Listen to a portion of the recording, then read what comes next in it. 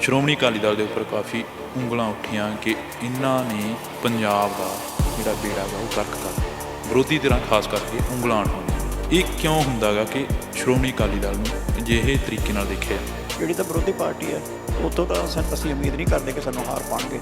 ਉਹ ਤਾਂ ਇਹੀ ਕੁਛ ਕਹਿਣਗੇ ਜੋ ਕਹਿ ਰਹੇ, ਲੇਕਿਨ ਜੇ ਕੋਈ ਰੀਜ਼ਨ ਨਾ ਤਾਂ ਮੈਂ ਉਹਦਾ ਜਵਾਬ ਦਊਂਗਾ। ਬੇਅਦਬੀ ਨੂੰ ਲੈ ਕੇ ਵੀ ਉਂਗਲਾਂ ਉੱਠਦੀਆਂ ਨੇ। 2015 ਦੇ ਵਿੱਚ ਤੁਹਾਡੀ ਸਰਕਾਰ ਸੀ, ਉਸ ਤੋਂ ਬਾਅਦ 1.5 ਸਾਲ ਤੱਕ ਤੁਹਾਡੀ ਸਰਕਾਰ ਰਹਿੰਦੀ ਆ। ਬੇਅਦਬੀ ਦੇ ਦੋਸ਼ੀਆਂ ਨੂੰ ਹਲੇ ਤੱਕ ਸਜ਼ਾ ਨਹੀਂ ਮਿਲੀ ਤੇ ਇਨਸਾਫ ਨਹੀਂ ਮਿਲਿਆ। ਉਸ ਦਾ ਕੀ ਕਾਰਨ ਕਿ ਜਦੋਂ ਇਹ ਬੇਅਦਬੀ ਕਾਂਡ ਹੋਇਆ ਜਿਹੜਾ ਸ਼੍ਰੀ ਗੁਰੂ ਗ੍ਰੰਥ ਸਾਹਿਬ ਮਹਾਰਾਜ ਦਾ, ਜਿਸ ਤਰ੍ਹਾਂ ਹੁੰਦਾ ਨਾ ਪਹਿਲਾਂ ਪਤਾ ਹੀ ਹੋਵੇ, ਇਸ ਤਰ੍ਹਾਂ ਉਸੇ ਦਿਨ ਇਹ ਮੰਗ ਆਉਣੀ ਸ਼ੁਰੂ ਹੋ ਗਈ ਕਿ ਸਾਨੂੰ ਅਕਾਲੀ ਭਾਜਪਾ ਸਰਕਾਰ 'ਤੇ ਵਿਸ਼ਵਾਸ ਨਹੀਂ ਗਾ, ਅਸੀਂ ਇਹਨਾਂ ਦੀ ਇਨਕੁਆਇਰੀ 'ਤੇ ਟਰਸਟ ਨਹੀਂ ਕਰਦੇ, ਇਹ ਕੇਸ CBI ਨੂੰ ਦਿੱਤਾ ਜਾਵੇ। ਬਲਕਿ ਕੈਪਟਨ ਅਮਰਿੰਦਰ ਸਿੰਘ ਨੇ ਵੀ, ਔਰ ਵੀ ਨਾਲੇ ਖੜ੍ਹੇ ਹੁੰਦੇ ਸੀ, ਚੰਨੀ ਸਾਹਿਬ ਵੀ, ਰੰਧਾਵਾ ਸਾਹਿਬ ਵੀ ਨਾਲੇ ਖੜ੍ਹੇ ਹੁੰਦੇ ਸੀ ਜਦੋਂ ਸੌਹਾਂ ਉਹ ਸਿੱਕੀ ਸਾਹਿਬ ਨੇ ਗੁਟਕਾ ਸਾਹਿਬ ਫੜਾਇਆ ਸੀ ਜਦੋਂ ਸਹੁੰ ਖਾਧੀ ਹੈ। ਇਹਨਾਂ ਨੇ ਸੌਹਾਂ ਖਾਧੀਆਂ ਸੀ। ਸਾਡੇ ਕੋਲ ਸਬੂਤ ਨੇ ਵੀ ਇਹ ਬੇਅਦਬੀ ਜਿਹੜੀ ਹੈ ਇਹ ਕਿਹਨੇ ਕੀਤੀ ਹੈ ਅਤੇ ਜਿਹੜੀ ਕਿਲਿੰਗ ਹੈ ਕਿਹਦੇ ਆਰਡਰ 'ਤੇ। ਕਹਿੰਦੇ ਸਾਡੇ ਕੋਲ ਸਬੂਤ ਨੇ, ਸਾਡੇ ਕੋਲ ਆਉਣ ਦਿਓ, ਅਸੀਂ 24 ਘੰਟਿਆਂ 'ਚ ਸਬੂਤ ਸਾਹਮਣੇ ਲਿਆਵਾਂਗੇ। 4.5 ਸਾਲ ਵੀ ਨਿਕਲ ਗਿਆ। ਫਿਰ ਇਹਨਾਂ ਨੇ ਨਵਾਂ ਸਟੰਟ ਛੱਡਿਆ ਕਿ ਜੀ ਇਹ ਜਿਹੜਾ ਕੈਪਟਨ ਅਮਰਿੰਦਰ ਸਿੰਘ ਜਿਹਦੇ ਕੋਲ 80 ਮੈਂਬਰ ਸੀਗੇ MLA, ਉਹ ਕਹਿੰਦੇ ਬਾਦਲਾਂ ਨਾਲ ਰਲ ਗਿਆ। ਤੁਸੀਂ ਮੈਨੂੰ ਇਹ ਦੱਸੋ, ਜਿਸ ਬੰਦੇ ਕੋਲ 80 MLA ਆ ਉਹ 19 MLA ਨਾਲ ਰਲੇਗਾ ਕਿਉਂ? ਉਹਨੂੰ ਕੀ ਲੋੜ ਹੈ? ਉਹਦਾ ਆਪਣਾ ਰਾਜ ਹੈ, ਉਹ ਕਿਸੇ ਨਾਲ ਕਿਉਂ ਸ਼ੇਅਰ ਕਰੂਗਾ? ਜੇ ਤਾਂ ਉਹਦੀ ਕਮਜ਼ੋਰੀ ਹੋਵੇ ਕੋਈ, ਉਹਦੇ ਕੋਲ ਮੈਂਬਰ ਘੱਟ ਹੁੰਦੇ, ਫਿਰ ਤਾਂ ਸਾਡੇ ਨਾਲ ਰਲਦਾ, ਠੀਕ ਹੈ ਨਾ। ਜੇ ਉਹਦੇ ਕੋਲ ਆਪਣੇ ਕੋਲ ਹੀ ਇੰਨੀ ਤਾਕਤ ਹੈ ਤਾਂ ਉਹ ਪਾਗਲ ਆ, ਉਹ ਕਿਸੇ ਨਾਲ ਰਲੂਗਾ? ਸਮਝਦੇ ਚਾਚੇ ਭਤੀਜੇ ਵਾਲੀ ਰਿਸ਼ਤੇਦਾਰੀ ਪੂਰੀ ਮੈਂ ਦੱਸਦਾ ਨਾ। ਚਾਚੇ ਭਤੀਜੇ ਵਾਲੀ ਰਿਸ਼ਤੇਦਾਰੀ ਨੇ ਪਿਛਲੀ ਵਾਰੀ ਉਹ 3500 ਕਰੋੜ ਵਾਲੇ ਕੇਸ ਬਾਲ ਸਾਹਿਬ ਨੂੰ ਅੰਦਰ ਕੀਤਾ ਸੀ, ਤੇ ਕਾਹਦੀ ਰਿਸ਼ਤੇਦਾਰੀ ਸੀ ਫਿਰ? ਸਿੱਧੂ ਸਾਹਿਬ ਜਿਹੜੇ ਨੇ, ਜਿਹੜੇ ਦਵਿੰਦਰਪਾਲ ਸਿੰਘ ਭੁੱਲਰ ਤੇ ਚੁੱਪ ਸਾਧੀ ਬੈਠੇ ਆ, ਜਗਦੀਸ਼ ਟਾਈਟਲਰ ਵਾਲੇ ਚੁੱਪ ਸਾਧੀ ਬੈਠੇ ਆ, ਇਹਨਾਂ ਨੂੰ ਸਿੱਖੀ ਦਾ ਦਰਦ ਹੈ। ਉਹੀ ਜਥੇਬੰਦੀਆਂ ਜਿਹੜੀਆਂ ਸਾਡੇ ਖਿਲਾਫ ਸੌਂਦੀਆਂ ਨਹੀਂ ਸੀਗੀਆਂ, ਉਹੀ ਆ ਕਾਂਗਰਸੀ, ਉਹੀ ਬਾਕੀ ਦੇ ਸਾਰੇ, ਉਹੀ ਸਿੱਧੂ ਸਾਹਿਬ। ਹੁਣ ਇਹਨਾਂ ਨੇ ਕਿੰਨੇ ਕੁ ਧਰਨੇ ਲਾਏ ਆ, ਤੇ ਕਿੰਨੀਆਂ ਕਿ ਇਹਨਾਂ ਨੇ ਮੁਜ਼ਾਹਰੇ ਕੱਢੇ ਆ, ਤੇ ਕਿੰਨਾ ਕਿ ਮੰਗ ਕਰ ਰਹੇ ਕਿ ਗੁਰੂ ਗ੍ਰੰਥ ਸਾਹਿਬ ਮਹਾਰਾਜ ਬਦਲ ਜਾਂਦੇ ਆ ਸਰਕਾਰਾਂ ਬਦਲਣ ਨਾਲ। ਮਤਲਬ ਉਸ ਵੇਲੇ ਜਿਹੜੀ ਬੇਅਦਬੀ ਹੋਈ ਸੀ ਇੱਕੋ ਹੀ ਸੀ ਸਿਰਫ, ਉਹਦੇ 'ਤੇ ਸਰਕਾਰ ਵੀ ਚਲੇ ਗਈ। ਅਸੀਂ ਅੱਜ ਤੱਕ ਅਸੀਂ ਜਾ ਕੇ ਮਾਫੀ ਗੁਰੂ ਗ੍ਰੰਥ ਸਾਹਿਬ ਮੂਹਰੇ ਹਰਿਮੰਦਰ ਸਾਹਿਬ ਜਾ ਕੇ ਇਸ ਗੱਲੋਂ ਮਾਫੀ ਮੰਗੀ ਸੀ ਵੀ ਸਾਡੇ ਸਮੇਂ 'ਤੇ ਹੋਇਆ। ਆ ਜਿਹੜਾ ਹੁਣ ਸਾਰਾ ਕੁਛ ਹੋ ਰਿਹਾ, ਇਹਦਾ ਕਿਸੇ ਨੂੰ ਕੁਛ ਨਹੀਂ ਗਾ।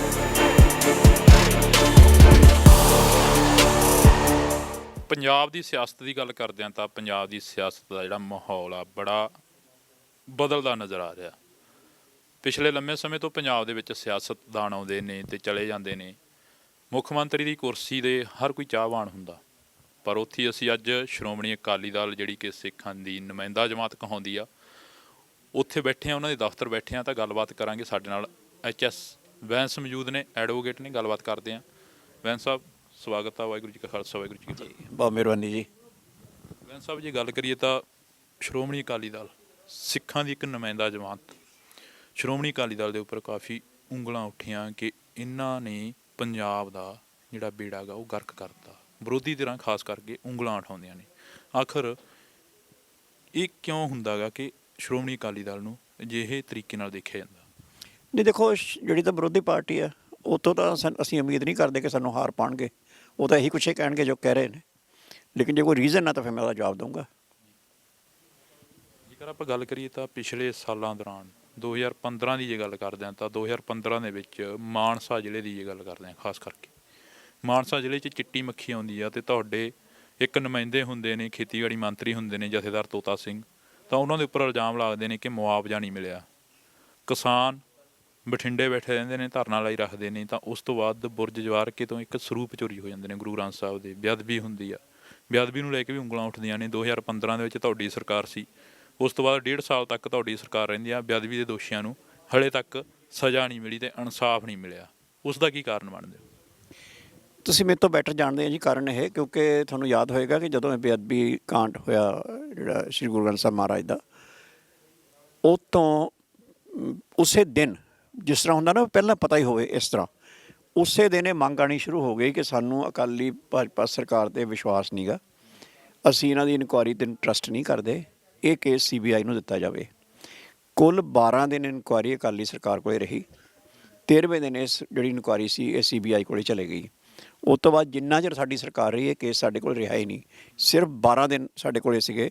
12 ਦਿਨਾਂ ਦੇ ਵਿੱਚ ਅਸੀਂ ਇੱਕ SIT ਨਿਯੁਕਤ ਕੀਤੀ ਸੀ, ਤੁਹਾਨੂੰ ਯਾਦ ਹੋਵੇ ਕੀ ਨਾਂ ਸੀ ਉਹਨਾਂ ਦਾ, ਮੈਨੂੰ ਨਾਂ ਭੁੱਲ ਗਿਆ। ਉਹ IG ਸਾਹਿਬ ਬਾਅਦ ADGP ਬਣ ਗਏ, ਅਤੇ ਪਰਮਜੀਤ ਸਿੰਘ ਕਲੜਾ ਸਾਹਿਬ ਸੀਗੇ, ਮੇਰੇ ਦਾ ਨਾਂ ਸੀਗਾ, ਮੈਨੂੰ ਨਾਂ ਭੁੱਲ ਗਿਆ ਉਹਨਾਂ ਦਾ। ਤੁਹਾਨੂੰ ਪਤਾ ਹੀ ਹੈ। ਖੈਰ ਉਹ SIT ਬਣ ਗਈ, ਅਤੇ ਉਹ SIT ਜਿਹੜੀ ਸੀ ਉਹ ਸਿਰਫ 12 ਦਿਨ ਉਹਨੇ ਕੰਮ ਕੀਤਾ। ਉਸ ਤੋਂ ਬਾਅਦ ਇਹ ਕੇਸ ਚਲਾ ਗਿਆ CBI ਕੋਲੇ। ਹੁਣ ਤੁਹਾਨੂੰ ਵੀ ਪਤਾ ਹੈ ਕਿ ਦੇਸ਼ ਦਾ ਕਾਨੂੰਨ ਇਹ ਹੈ ਕਿ ਜਦੋਂ ਕੋਈ CBI ਕੋਲੇ ਕੇਸ ਚਲੇ ਜਾਂਦਾ ਤਾਂ ਸਟੇਟ ਪੁਲਿਸ ਉੱਤੇ ਫਿਰ ਕੁਛ ਨਹੀਂ ਕਰ ਸਕਦੀ। ਇੱਕ ਏਜੰਸੀ ਹੀ ਇੱਕ ਕੇਸ ਨੂੰ ਦੇਖ ਸਕਦੀ ਹੁੰਦੀ ਹੈ, ਡੁਪਲੀਕੇਸ਼ਨ ਨਹੀਂ ਹੋ ਸਕਦੀ। ਤਾਂ ਸਾਡੇ ਕੋਲ ਸਿਰਫ 12 ਦਿਨ ਸੀਗੇ। 12 ਦਿਨ 'ਚ ਅਸੀਂ SIT ਸਟੈਬਲਿਸ਼ ਕੀਤੀ ਸੀ। 12 ਦਿਨ ਉਹਨਾਂ ਨੇ ਕੰਮ ਕੀਤਾ। 13ਵੇਂ ਦਿਨ ਇਹ ਕੇਸ ਉੱਥੇ ਚਲਾ ਗਿਆ। ਤਾਂ 1.5 ਸਾਲ ਵਾਲੀ ਤਾਂ ਗੱਲ ਸੀਗੀ ਨਹੀਂ। ਉਸ ਤੋਂ ਬਾਅਦ ਸਾਡੀ ਸਰਕਾਰ ਜਿਹੜੀ ਹੈ ਰਹੀ ਨਹੀਂ, ਅਤੇ ਕਾਂਗਰਸ ਸਰਕਾਰ ਆ ਗਈ। ਤੁਹਾਨੂੰ ਇਹ ਯਾਦ ਹੋਵੇ ਕਿ ਇਹਨਾਂ ਨੇ ਕਾਂਗਰਸ ਵਾਲਿਆਂ ਨੇ, ਬਲਕਿ ਕੈਪਟਨ ਅਮਰਿੰਦਰ ਸਿੰਘ ਨੇ ਵੀ, ਔਰ ਵੀ ਨਾਲੇ ਖੜ੍ਹੇ ਹੁੰਦੇ ਸੀ, ਚੰਨੀ ਸਾਹਿਬ ਵੀ, ਰੰਧਾਵਾ ਸਾਹਿਬ ਵੀ ਨਾਲੇ ਖੜ੍ਹੇ ਹੁੰਦੇ ਸੀ ਜਦੋਂ ਸੌਹਾਂ, ਉਹ ਸਿੱਕੀ ਸਾਹਿਬ ਨੇ ਗੁਟਕਾ ਸਾਹਿਬ ਫੜਾਇਆ ਸੀਗਾ ਜਦੋਂ ਸਹੁੰ ਖਾਧੀ ਹੈ। ਇਹਨਾਂ ਨੇ ਸੌਹਾਂ ਖਾਧੀਆਂ ਸੀ। ਸਾਡੇ ਕੋਲ ਸਬੂਤ ਨੇ ਵੀ ਇਹ ਬੇਅਦਬੀ ਜਿਹੜੀ ਹੈ ਇਹ ਕਿਹਨੇ ਕੀਤੀ ਹੈ, ਅਤੇ ਜਿਹੜੀ ਕਿਲਿੰਗ ਹੈ ਕਿਹਦੇ ਆਰਡਰ 'ਤੇ ਹੋਈ। ਕਹਿੰਦੇ ਸਾਡੇ ਕੋਲ ਸਬੂਤ ਨੇ, ਸਾਡੇ ਕੋਲ ਆਉਣ ਦਿਓ, ਅਸੀਂ 24 ਘੰਟਿਆਂ 'ਚ ਸਬੂਤ ਸਾਹਮਣੇ ਲਿਆਵਾਂਗੇ। 24 ਘੰਟੇ ਤਾਂ ਚਲੋ ਨਿਕਲ ਗਏ। ਉਹ ਤੋਂ ਬਾਅਦ 4.5 ਸਾਲ ਵੀ ਨਿਕਲ ਗਏ। ਫਿਰ ਇਹਨਾਂ ਨੇ ਨਵਾਂ ਸਟੰਟ ਛੱਡਿਆ ਕਿ ਜੀ ਇਹ ਜਿਹੜਾ ਕੈਪਟਨ ਅਮਰਿੰਦਰ ਸਿੰਘ, ਜਿਹਦੇ ਕੋਲ 80 ਮੈਂਬਰ ਸੀਗੇ MLA, ਉਹ ਕਹਿੰਦੇ ਬਾਦਲਾਂ ਨਾਲ ਰਲ ਗਿਆ। ਤੁਸੀਂ ਮੈਨੂੰ ਇਹ ਦੱਸੋ, ਜਿਸ ਬੰਦੇ ਕੋਲ 80 MLA ਆ ਉਹ 19 MLA ਨਾਲ ਰਲੇਗਾ ਕਿਉਂ? ਉਹਨੂੰ ਕੀ ਲੋੜ ਹੈ? ਉਹਦਾ ਆਪਣਾ ਰਾਜ ਹੈ, ਉਹ ਕਿਸੇ ਨਾਲ ਕਿਉਂ ਸ਼ੇਅਰ ਕਰੂਗਾ? ਜੇ ਤਾਂ ਉਹਦੀ ਕਮਜ਼ੋਰੀ ਹੋਵੇ ਕੋਈ, ਉਹਦੇ ਕੋਲ ਮੈਂਬਰ ਘੱਟ ਹੁੰਦੇ, ਫਿਰ ਤਾਂ ਸਾਡੇ ਨਾਲ ਰਲਦਾ, ਠੀਕ ਹੈ ਨਾ। ਜੇ ਉਹਦੇ ਕੋਲ ਆਪਣੇ ਕੋਲ ਹੀ ਇੰਨੀ ਤਾਕਤ ਹੈ ਤਾਂ ਉਹ ਪਾਗਲ ਆ, ਉਹ ਕਿਸੇ ਨਾਲ ਰਲੂਗਾ, ਸਮਝਦੇ ਨਾ। ਚਾਚੇ ਭਤੀਜੇ ਵਾਲੀ ਰਿਸ਼ਤੇਦਾਰੀ ਪੂਰੀ ਮੈਂ ਦੱਸਦਾ ਨਾ, ਚਾਚੇ ਭਤੀਜੇ ਵਾਲੀ ਰਿਸ਼ਤੇਦਾਰੀ ਨੇ ਪਿਛਲੀ ਵਾਰੀ ਉਹ 3500 ਕਰੋੜ ਵਾਲੇ ਕੇਸ ਬਾਲ ਸਾਹਿਬ ਨੂੰ ਅੰਦਰ ਕੀਤਾ ਸੀ, ਅਤੇ ਕਾਹਦੀ ਰਿਸ਼ਤੇਦਾਰੀ ਸੀ ਫਿਰ? ਦੱਸੋ ਨਾ ਮੈਨੂੰ। ਉਸ ਵੇਲੇ ਵੀ ਚਾਚੇ ਭਤੀਜੇ ਵਾਲਾ ਰਿਸ਼ਤਾ ਸੀਗਾ। ਇਹ ਕੋਈ ਪੋਲੀਟਿਕਸ ਕਿਸੇ ਦੀ ਰਿਸ਼ਤੇਦਾਰੀ ਨਹੀਂ ਹੁੰਦੀ ਜੀ, ਤੁਹਾਨੂੰ ਦੱਸਾਂ। ਇਹ 'ਚ ਜੇ ਕਿਸੇ ਦਾ ਦੂਜੇ ਦੁਸ਼ਮਣ ਦੇ ਖਿਲਾਫ ਜਾਂ ਵਿਰੋਧੀ ਦੇ ਖਿਲਾਫ ਕੋਈ ਦਾ ਲੱਗਦਾ, ਇਹ ਸਾਡੀ ਸਿਆਸਤ ਇੱਦਾਂ ਦੀ ਗੰਦੀ ਹੋ ਚੁੱਕੀ ਹੈ, ਤਾਂ ਇਹ ਇੱਦਾਂ ਹੀ ਕਰਦੇ ਆ। ਚਲੋ ਇਹਦਾ ਕਰਨਾ ਨਹੀਂ ਚਾਹੀਦਾ, ਵੈਸੇ ਨਾ ਸਾਡੀ ਸਰਕਾਰਾਂ ਨੇ ਕਦੇ ਇੱਦਾਂ ਕੀਤਾ, ਤੁਸੀਂ ਦੇਖਿਆ ਹੀ ਹੋਏਗਾ। ਮੈਂ ਤੁਹਾਨੂੰ ਦਾਅਵੇ ਨਾਲ ਕਹਿ ਸਕਦਾ ਕਿ ਇੱਕ ਕੇਸ ਨਹੀਂ ਸਾਡੇ ਤੁਸੀਂ ਕੋਰਟ ਕਰ ਸਕਦੇ ਜਦੋਂ ਅਸੀਂ ਕਿਸੇ 'ਤੇ ਗਲਤ ਐਕਸ਼ਨ ਲਿਆ ਹੋਏਗਾ। ਫਿਰ ਮੈਂ ਦੂਜੀ ਗੱਲ ਪੁੱਛਦਾ, 4.5 ਸਾਲ ਲੰਘ ਗਏ, 6 ਮਹੀਨੇ ਇਹਨਾਂ ਨੂੰ ਹੋ ਗਏ। 6 ਮਹੀਨੇ 'ਚ ਵੀ ਇਹਨਾਂ ਨੇ ਡਰਾਮੇ ਕੀਤੇ। ਡਰਾਮੇ ਕੀ ਕੀਤੇ ਕਿ ਜੀ ਇਹ ਮੁੱਖ ਮੰਤਰੀ ਜੇ ਇਹਦੀ ਬਜਾਏ ਫਲਾਨਾ ਬਣਾਤਾ ਜਾਵੇ ਫਿਰ ਹੋਊਗਾ ਕੰਮ। ਫਿਰ ਕੀ ਹੋਇਆ? ਚਲੋ ਜੇ ਮੁੱਖ ਮੰਤਰੀ ਨਹੀਂ ਬਣਾਉਣਾ ਤਾਂ DGP ਮੇਰੀ ਪਸੰਦ ਦਾ ਲਾਇਆ ਜਾਵੇ, ਫਿਰ ਹੋਊਗਾ। ਮੈਂ ਲੋਕਾਂ ਨੂੰ ਇਹ ਯਾਦ ਭੁੱਲ ਜਾਂਦੇ ਆ, DGP ਤਾਂ ਬਦਲ ਗਿਆ ਨਾ। ਜਿਸ DGP ਬਾਰੇ ਅੱਜ ਸਾਰਾ ਕੁਛ ਆਇਆ ਬਾਹਰ ਕਿ ਉਹ ਭਗੌੜਿਆਂ ਤੋਂ ਆਰਡਰ ਲੈਂਦਾ ਕੇਸ ਰਜਿਸਟਰ ਕਰਨ ਵੇਲੇ, ਉਸ DGP ਨੇ ਡਰੱਗਸ ਉੱਤੇ ਤਾਂ ਕੇਸ ਕਰਤਾ ਨਾ, ਸਾਰਿਆਂ ਨੂੰ ਪਤਾ ਕਿੱਦਾਂ ਕੀਤਾ। ਫਿਰ ਉਹ ਬੇਅਦਬੀ ਦਾ ਇਸ਼ੂ ਛੋਟਾ ਸੀਗਾ, ਫਿਰ ਉੱਤੇ ਕਿਉਂ ਨਾ ਕਰਤਾ? ਤੁਸੀਂ ਦੱਸੋ ਮੈਨੂੰ। ਕੀ ਸਿੱਧੂ ਸਾਹਿਬ ਜਿਹੜੇ ਨੇ, ਜਿਹੜੇ ਦਵਿੰਦਰਪਾਲ ਸਿੰਘ ਭੁੱਲਰ 'ਤੇ ਚੁੱਪ ਸਾਧੀ ਬੈਠੇ ਆ, ਜਗਦੀਸ਼ ਟਾਈਟਲਰ ਵਾਲੇ ਚੁੱਪ ਸਾਧੀ ਬੈਠੇ ਆ, ਇਹਨਾਂ ਨੂੰ ਸਿੱਖੀ ਦਾ ਦਰਦ ਹੈ, ਇਹ ਗੱਲਾਂ ਕਰਦੇ ਨੇ। ਔਰ ਹੋਰ ਦੱਸਾਂ ਤੁਹਾਨੂੰ, ਇੱਕ ਕੇਸ ਹੋਇਆ ਸੀ ਅਕਾਲੀ ਸਰਕਾਰ ਦੌਰਾਨ, ਸਰਕਾਰ ਹੋ ਗਈ, ਠੀਕ ਹੈ ਨਾ, ਸਿਰਫ ਇਸ ਕਰਕੇ ਕਿ ਸਾਡੇ ਟਾਈਮ ਸਿਰ ਹੋਇਆ ਸੀਗਾ। ਸਾਡਾ ਜਦੋਂ ਸਾਡੀ ਸਰਕਾਰ ਸੀ ਉਸ ਸਮੇਂ ਹੋਇਆ ਸੀ।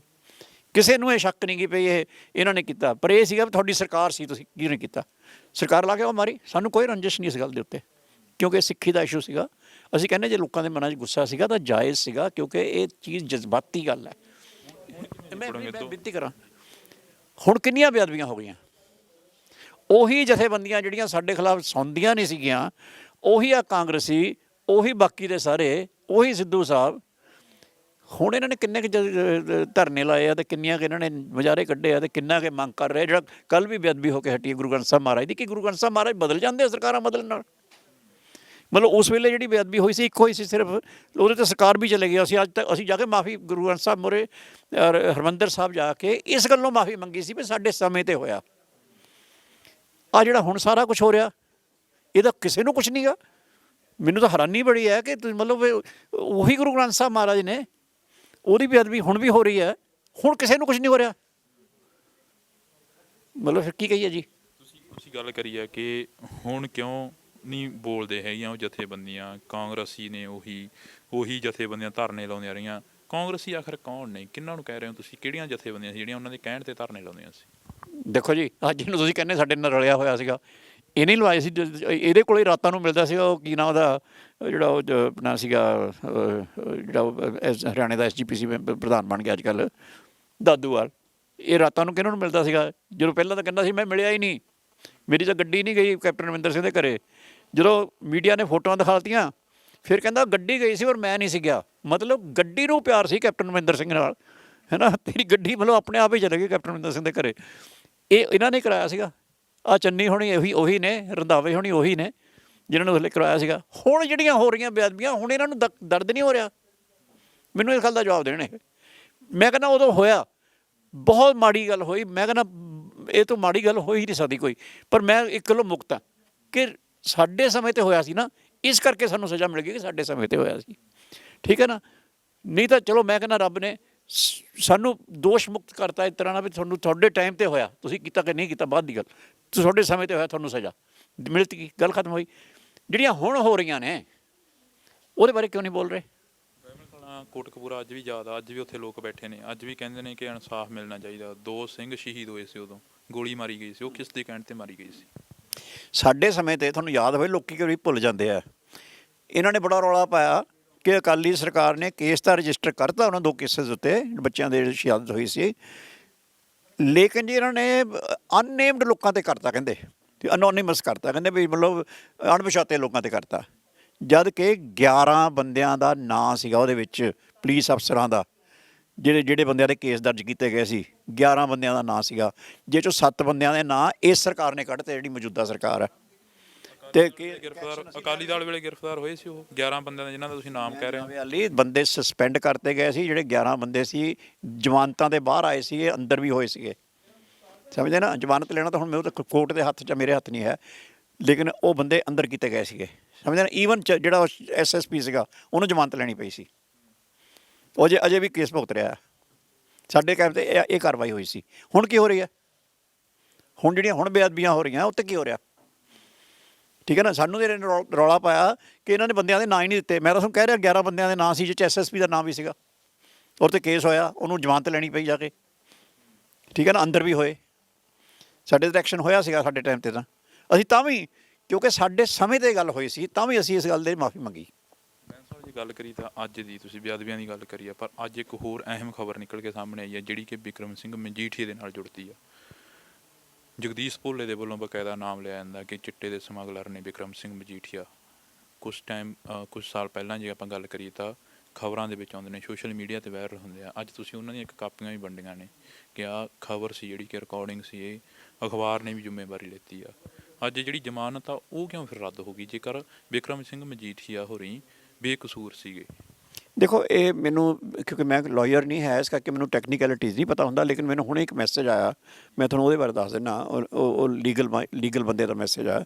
ਉਹ ਕਹਿ ਰਹੇ ਕਿ ਟੈਕਨੀਕਲੀ ਜਿਹੜਾ NDPS ਦਾ ਜਿਹੜਾ ਲੱਗ ਜਾਂਦੀ ਹੈ ਧਾਰਾ, ਤਾਂ ਪੱਕੀ ਜ਼ਮਾਨਤ ਸਿਰਫ ਸੁਪਰੀਮ ਕੋਰਟ ਦੇ ਸਕਦੀ ਹੈ, ਅਤੇ ਟੈਂਪਰੇਰੀ ਜਿਹੜੀ ਹੁੰਦੀ ਹੈ ਐਂਟੀਸਪੇਟਰੀ, ਕੀ ਕਹਿੰਦੇ ਉਹਨੂੰ ਅਸੀਂ, ਟੈਂਪਰੇਰੀ ਬੇਲ ਕਹਿ ਲਓ, ਉਹ ਹਾਈ ਕੋਰਟ ਦੇ ਸਕਦੀ ਸੀ, ਉਹਨਾਂ ਨੇ ਦੇਤੀ। ਲੇਕਿਨ ਪਰਮਾਨੈਂਟ ਬੇਲ ਜਿਹੜੀ ਹੈ ਸਿਰਫ ਹਾਈ ਕੋਰਟ ਦੇ, ਸੁਪਰੀਮ ਕੋਰਟ ਦੇ ਸਕਦੀ ਹੈ। ਤਾਂ ਅਸੀਂ ਸੁਪਰੀਮ ਕੋਰਟ ਜਾਵਾਂਗੇ, ਉੱਥੇ ਜਾ ਕੇ ਆਪਣਾ ਜੋ ਹੱਕ ਹੈ ਮੰਗਾਂਗੇ। ਲੱਗਦਾ ਨਹੀਂ ਕਿ ਚੋਣਾਂ ਆ ਰਹੀਆਂ ਨੇ, ਤਲਵਾਰ ਆ ਜਿਹੜੀ ਉਹ ਗਲ 'ਤੇ ਲਟਕ ਗਈ ਹੈ ਗ੍ਰਿਫਤਾਰੀ ਦੀ? ਨਹੀਂ, ਤੁਸੀਂ ਦੱਸੋ, 2 ਕੇਸ ਨੇ ਸਰਦਾਰ ਸਾਹਿਬ, ਕਿ ਇੱਕ ਤਾਂ ਦਵਿੰਦਰਪਾਲ ਸਿੰਘ ਭੁੱਲਰ ਹੋਣਾ ਦਾ ਕੇਸ ਹੈ, ਠੀਕ ਹੈ ਜੀ, ਅਤੇ ਇੱਕ ਇਹ ਜਿਹੜਾ ਇਹਨਾਂ ਨੇ ਬਣਾਇਆ ਹੋਇਆ। ਦਵਿੰਦਰਪਾਲ ਸਿੰਘ ਭੁੱਲਰ ਹੋਣਾ ਦੇ ਕੇਸ ਦਾ ਨਾ ਚੰਨੀ ਬੋਲੇ, ਨਾ ਸਿੱਧੂ ਬੋਲੇ, ਨਾ ਭਗਵੰਤ ਮਾਨ ਬੋਲੇ, ਨਾ ਕੇਜਰੀਵਾਲ ਬੋਲੇ, ਠੀਕ ਹੈ ਨਾ ਜੀ। ਉਹ ਇਹਨਾਂ ਲਈ ਮੁੱਦਾ ਨਹੀਂ ਹੈ। ਜਿੱਦਾਂ ਜਗਦੀਸ਼ ਟਾਈਟਲਰ ਨੂੰ ਵੱਡਾ ਅਹੁਦਾ ਦੇਣਾ, ਸਿੱਧੂ ਸਾਹਿਬ ਲਈ ਕੋਈ ਮੁੱਦਾ ਨਹੀਂ। ਉਹ ਰੋਜ਼ ਕਹਿੰਦੇ ਮੈਂ ਮੁੱਦਿਆਂ ਦੀ ਸਿਆਸਤ ਕਰਦਾ, ਪਰ ਜਗਦੀਸ਼ ਟਾਈਟਲਰ ਮੁੱਦਾ ਨਹੀਂ ਹੈ। ਸਿੱਖਾਂ ਦੇ ਕਾਤਲ ਬਾਰੇ ਉਹਨੂੰ ਅਹੁਦੇ ਦੇਣੇ ਕੋਈ ਮੁੱਦਾ ਨਹੀਂ ਕਹਿੰਦੇ। ਦਵਿੰਦਰਪਾਲ ਸਿੰਘ ਭੁੱਲਰ, ਮਾਨ ਸਾਹਿਬ ਕਹਿੰਦੇ ਨੇ ਕਿ ਇਹਦਾ ਪੰਜਾਬ ਦਾ ਮੁੱਦਾ ਹੀ ਨਹੀਂ ਹੈ। ਯਾਨੀ ਹੱਦ ਹੀ ਹੋ ਗਈ ਹੈ ਯਾਰ। ਤੁਸੀਂ ਨਹੀਂ ਬੋਲਣਾ, ਨਾ ਬੋਲੋ, ਆਹ ਤਾਂ ਨਾ ਕਹੋ ਵੀ ਪੰਜਾਬ ਦਾ ਮੁੱਦਾ ਹੀ ਨਹੀਂ ਹੈ। ਅਤੇ ਤੁਸੀਂ ਕਿਹੜੇ ਮੁੱਦਿਆਂ ਦੀ ਸਿਆਸਤ ਕਰ ਰਹੇ ਹੋ? ਫਿਰ ਮੁੱਦੇ ਜਿਹੜੇ ਬਾਕੀ ਉਹ ਤਾਂ ਅਸੀਂ ਕਰ ਚੁੱਕੇ ਹਾਂ। ਤੁਹਾਨੂੰ ਦੱਸਿਆ ਨਾ ਕਿ ਸੜਕਾਂ ਤਾਂ ਅਸੀਂ ਬਣਾਤੀਆਂ, ਕਿਸਾਨਾਂ ਨੂੰ ਬਿਜਲੀ ਤਾਂ ਅਸੀਂ ਦੇ ਦਿੱਤੀ, ਆਟਾ ਦਾਲ ਤਾਂ ਅਸੀਂ ਕਰਤੀ। ਹਾਂਜੀ, ਲੱਗਦਾ ਵੀ ਪੰਜਾਬ ਆਟਾ ਦਾਲ ਜੋਗੇ ਰਹਿ ਗਿਆ। ਰੁਜ਼ਗਾਰ ਸੀ ਜਿਹੜਾ ਉਹ ਕਿਤੇ ਖੁੱਸ ਗਿਆ। 4 ਰੁਪਏ ਕਿਲੋ ਆਟਾ, 10 ਰੁਪਏ ਕਿਲੋ ਦਾਲ, 20 ਰੁਪਏ ਕਿਲੋ ਦਾਲ। ਕੋਈ ਕਹਿ ਦਿੰਦਾ ਮੈਂ ਸਾਈਕਲ ਵੰਡ 'ਤੇ, ਕੋਈ ਕਹਿ ਦਿੰਦਾ ਮੈਂ ਆਈਲੈਟਸ ਵਾਲਿਆਂ ਨੂੰ 10-10 ਲੱਖ ਰੁਪਈਆ ਦਊਂਗਾ। ਫਿਰ ਤਾਂ ਪੰਜਾਬ ਇਸ ਤਰੀਕੇ ਨਾਲ ਖਾਲੀ ਹੋ ਜਾਊਗਾ। ਪੰਜਾਬ ਦੇ ਵਿੱਚ ਪੜ੍ਹੇ ਲਿਖੇ ਨਹੀਂ ਰਹਿਣੇ। ਐਕਚੁਅਲੀ ਜਿਹਨਾਂ ਨੂੰ ਰੋਟੀਆਂ ਮਿਲਦੀਆਂ ਨਾ ਜੀ, ਉਹਨਾਂ ਨੂੰ ਇਹ ਗੱਲ ਬਹੁਤ ਲੱਗਦੀ ਹੈ ਵੀ ਜੇ ਦੇ ਕਿਉਂ ਦੇਤੀ ਰੋਟੀ। ਜਿਹਨੂੰ ਭੁੱਖ ਲੱਗਦੀ ਹੈ ਨਾ, ਉਹਦੇ ਲਈ ਇਹ ਬਹੁਤ ਵੱਡੀ ਗੱਲ ਹੁੰਦੀ ਹੈ। ਪਰ ਚਲੋ ਇਸ ਗੱਲ ਨੂੰ ਮੈਂ ਅੱਗੇ ਚੱਲਦਾ ਕਿ ਨਹੀਂ, ਇਹ ਸਾਰਾ ਕੁਛ ਨਹੀਂ ਹੁੰਦਾ ਹੈ।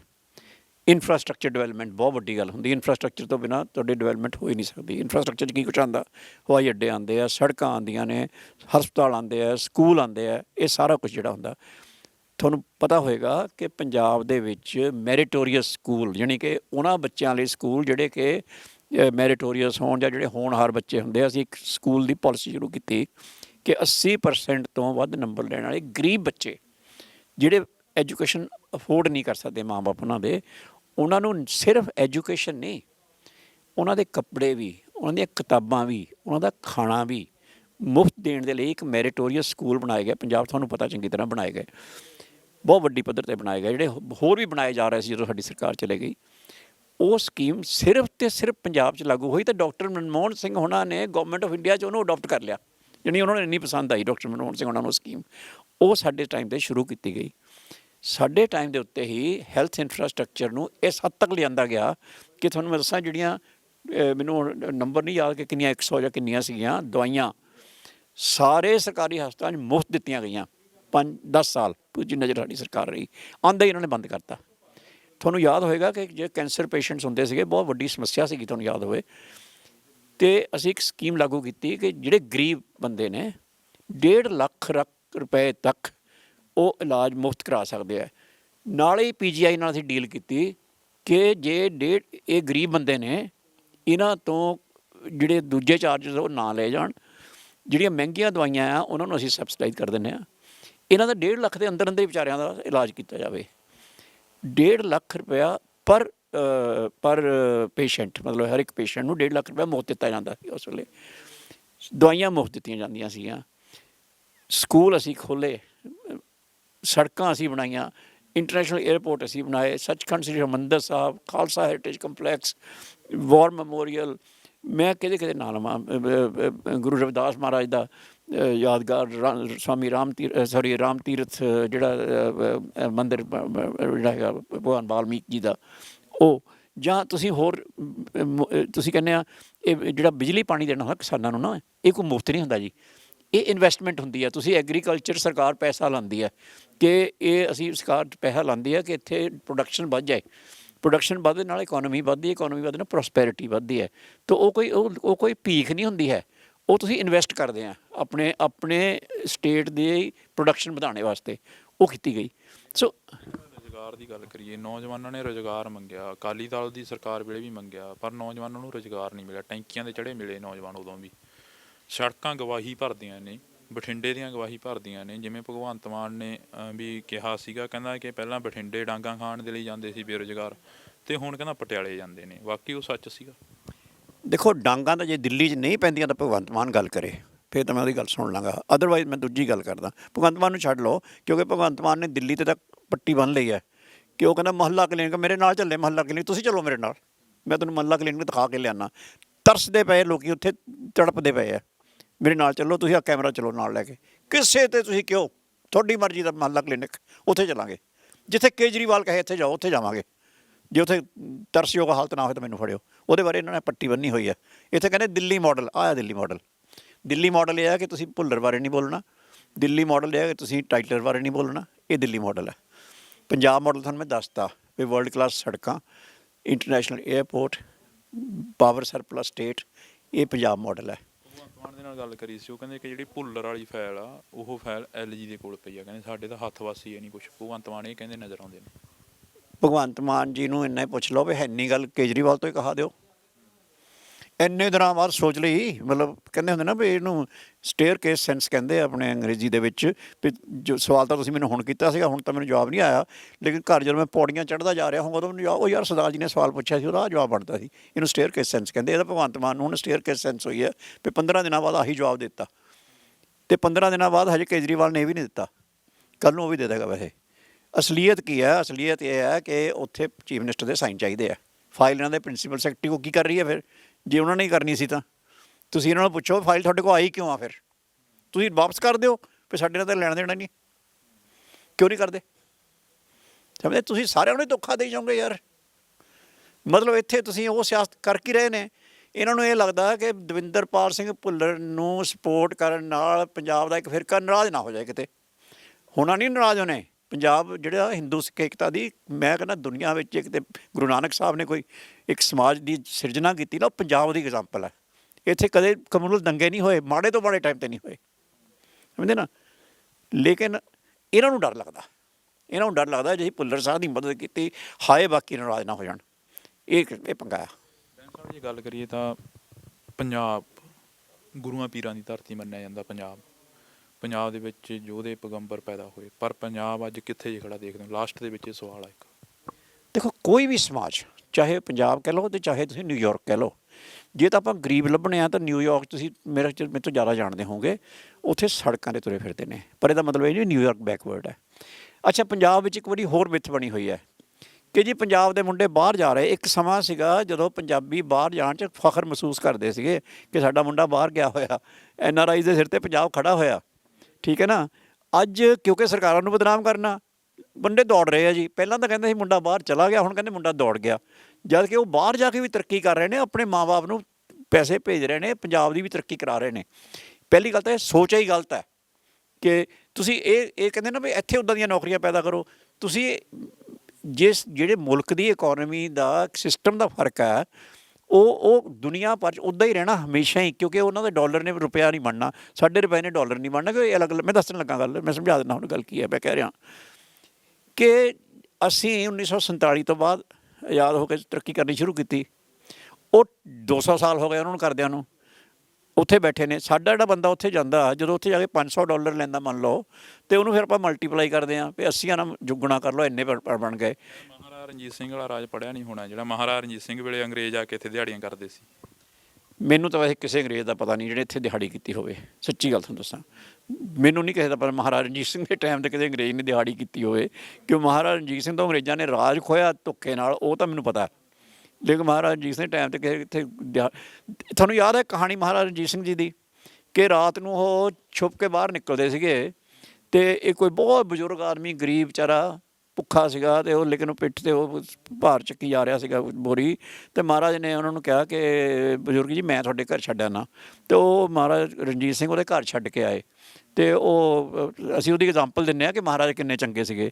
ਪਰ ਆਪਾਂ ਇਹ ਅੱਜ ਦੇ ਕੀ ਨੇ, ਅੱਜ ਦੇ ਮਹਾਰਾਜਾ ਕੀ ਨੇ, ਦੱਸਣ ਲੱਗਾ ਗੱਲ। ਪਰ ਆਪਾਂ ਇਹ ਭੁੱਲ ਜਾਂਦੇ ਹਾਂ ਕਿ ਮਹਾਰਾਜਾ ਰਣਜੀਤ ਸਿੰਘ ਦੇ ਟਾਈਮ 'ਤੇ ਕੋਈ ਗਰੀਬ ਭੁੱਖਾ ਬੋਰੀ ਚੱਕ ਕੇ ਜਾ ਰਿਹਾ ਸੀਗਾ, ਉਦੋਂ ਵੀ ਸੀਗੇ। ਇਹਦਾ ਮਤਲਬ ਨਾ ਇਹ ਦੇਖੋ, ਸਮਾਜ ਦੇ ਕਿਸੇ ਹਿੱਸੇ ਚਲੇ ਜਾਓ, ਜੇ ਆਪਾਂ ਕਹਾਂਗੇ ਕਿ ਇਕਨੋਮਿਕ ਇਕੁਐਲਿਟੀ ਸਾਰੇ ਬਰਾਬਰ ਦੇ ਹੋਣਗੇ, ਹੁੰਦੇ ਨਹੀਂ ਹੈ। ਇਹ ਦੁਨੀਆ ਇੱਦਾਂ ਨਹੀਂ ਰੱਬ ਨੇ ਬਣਾਈ ਇਹ ਕਿ ਆਪਾਂ ਇੱਦਾਂ ਕਹੀਏ ਵੀ ਜਿਹੜਾ ਬੰਦਾ ਸਮਝ ਲਓ ਵੀ ਇੱਕ ਵਿਰਾਟ ਕੋਹਲੀ ਦਾ ਟੈਲੈਂਟ ਰੱਖਦਾ, ਉਹ ਵੀ ਉਨੀ ਕ੍ਰਿਕਟ ਖੇਡੂਗਾ ਤਾਂ ਮੈਂ ਵੀ ਉੱਦਾਂ ਹੀ ਕ੍ਰਿਕਟ ਖੇਡੂਗਾ। ਇੱਦਾਂ ਹੁੰਦਾ ਨਹੀਂ ਗਾ। ਇਹ ਕੁਛ ਚੀਜ਼ਾਂ ਨੇਚਰ 'ਚ ਇਨਬਿਲਟ ਨੇ। ਲੇਕਿਨ ਜੇ ਆਪਾਂ ਪੰਜਾਬ ਨੂੰ ਮਜ਼ਬੂਤ ਸਹੀ ਕਰਨਾ ਆ, ਇਸ ਵੇਲੇ ਪੰਜਾਬੀ ਤੁਹਾਡੇ ਕਿੱਥੇ ਕਿੱਥੇ ਬੈਠੇ ਔਰ ਕਿਹੜੇ ਕਿਹੜੇ ਥਾਂ 'ਤੇ ਬੈਠੇ ਆ ਪਤਾ, ਯਾਨੀ ਦੁਨੀਆ 'ਤੇ ਰਾਜ ਕਰ ਰਹੇ ਨੇ। ਚਲੋ ਦੂਰੀ ਕਿਹੜਾ ਤਾਂ ਸਭ ਨੂੰ ਪਤਾ ਵੀ ਕੈਨੇਡਾ 'ਚ ਰਾਜ ਕਰ ਰਹੇ ਨੇ, ਠੀਕ ਹੈ ਨਾ। ਇੱਥੇ ਵੀ ਕਰ ਰਹੇ ਨੇ।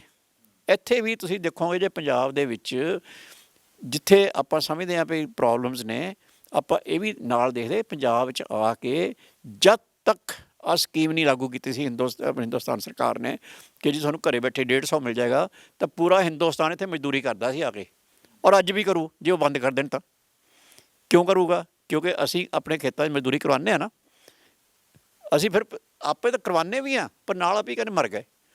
ਇਹ ਮਰ ਗਏ ਵਾਲੀ ਗੱਲ ਨਵੀਂ ਪਾਈ ਇਹਨਾਂ ਨੇ, ਆਮ ਆਦਮੀ ਪਾਰਟੀ ਵਾਲਿਆਂ ਨੇ, ਵੀ ਮਰ ਗਿਆ ਪੰਜਾਬ, ਲੁੱਟ ਗਿਆ ਪੰਜਾਬ। ਇਹ ਨਵੀਂ ਪਾਈ ਇਹਨਾਂ ਨੇ। ਪਹਿਲਾਂ ਪੰਜਾਬੀ ਕਦੇ ਮਰ ਗਏ ਨਹੀਂ ਸੀ ਕਰਦੇ ਹੁੰਦੇ। ਪੰਜਾਬੀ ਦੇ ਕੋਲ 2-3 ਏਕੜ ਵੀ ਹੁਣ ਸਰਦਾਰ ਜੀ ਕਹਿੰਦਾ ਆਪਣੇ ਆਪ ਨੂੰ। ਪਹਿਲਾਂ ਜਦੋਂ ਆਮ ਆਦਮੀ ਨਹੀਂ ਸੀਗੀ, ਜਦੋਂ ਅਕਾਲੀ ਦਲ ਸੀਗਾ ਜਾਂ ਜਦੋਂ ਕਾਂਗਰਸ ਸੀ, ਉਦੋਂ ਕਿਸਾਨ ਫਾਹੇ ਲੈਣੋਂ ਹਟ ਗਿਆ ਸੀ। ਉਦੋਂ ਕਿਸਾਨ ਖੁਦਕੁਸ਼ੀਆਂ ਨਹੀਂ ਸੀ ਕਰਦਾ। ਮੈਂ ਤੁਹਾਨੂੰ ਬੇਨਤੀ ਇਹੀ ਕੀਤੀ ਕਿ ਮਹਾਰਾਜਾ ਰਣਜੀਤ ਸਿੰਘ ਦੇ ਟਾਈਮ 'ਤੇ ਵੀ ਸੀਗਾ। ਮੈਂ ਇਹ ਨਹੀਂ ਕਹਿੰਦਾ ਹੈ ਕਿ ਜ਼ਿੰਦਗੀ 'ਚ ਕਦੇ ਇੱਦਾਂ ਦਾ ਟਾਈਮ ਦੁਨੀਆ ਦੇ ਕਿਸੇ ਹਿੱਸੇ 'ਚ ਆਇਆ ਕਿ ਜਿਹਦੇ ਕੋਲ ਸੁਸਾਈਡ ਬੰਦ ਹੋਈ ਹੋਵੇ। ਕਈ ਭਾਸ਼ਣ ਇਹ ਸੁਣੇ ਨੇ ਕਿ ਰਾਜ ਕਰਾਂਗੇ 25 ਸਾਲ, ਮਹਾਰਾਜਾ ਰਣਜੀਤ ਸਿੰਘ ਵਰਗਾ ਰਾਜ ਲਿਆ ਦਾਂਗੇ। ਕਈ ਭਾਸ਼ਣਾਂ 'ਚ ਇਹ ਸੁਣਿਆ ਕਿ ਪੰਜਾਬ ਨੂੰ ਕੈਲੀਫੋਰਨੀਆ ਬਣਾ ਦਿਆਂਗੇ। ਤੁਸੀਂ ਮੈਨੂੰ ਦੱਸੋ ਕੈਲੀਫੋਰਨੀਆ ਕੀ ਹੈ? ਕੈਲੀਫੋਰਨੀਆ ਕੋਈ ਸਵਰਗ ਹੈ? ਕੈਲੀਫੋਰਨੀਆ ਦੀਆਂ ਸੜਕਾਂ ਵਧੀਆ ਆ, ਅਸੀਂ ਬਣਾ ਰਹੇ ਹਾਂ।